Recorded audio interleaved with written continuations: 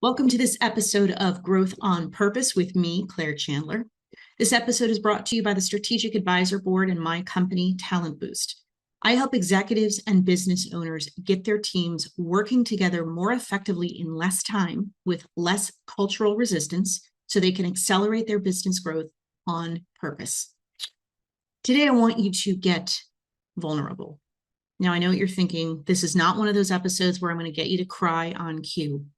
But if you have even remotely heard of the amazing author and thought leader and public speaker, Brené Brown, you know she has done some tremendous work in this space around the power of vulnerability. And spoiler alert, your strength as a leader, as a business owner, as someone who can inspire others to follow you in the right direction, comes from your vulnerability. It does not come from your cockiness, your arrogance, your hubris. So how do you leverage that vulnerability to become a better leader and to lead a more successful business?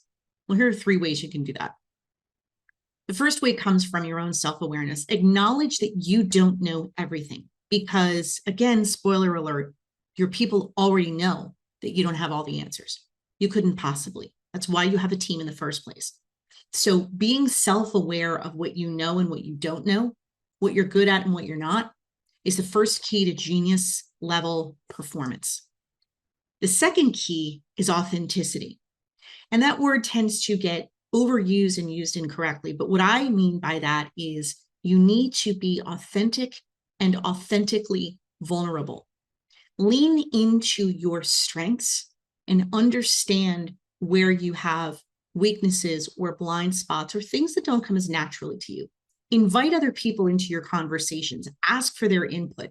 One of the biggest drivers of engagement, which, as we know, fuels productivity, which in turn fuels profitability, is when people feel like they are in on things and recognized for what they contribute to the conversation and to the outcomes of the business.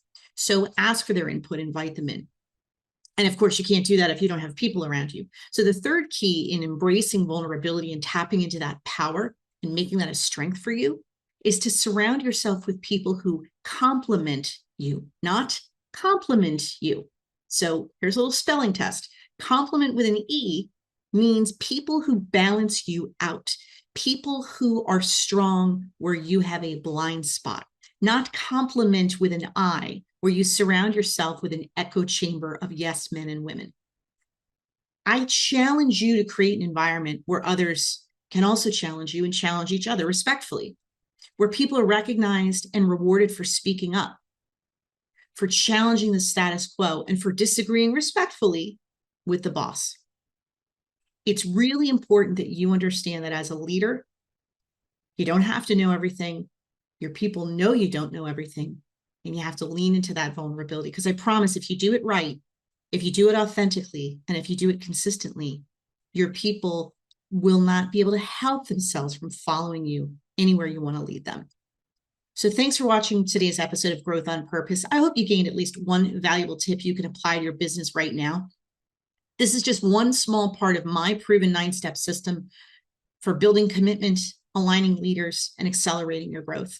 I've put together a 1-page roadmap around my Growth on Purpose methodology. So if you'd like access to it, just click the link in the description below.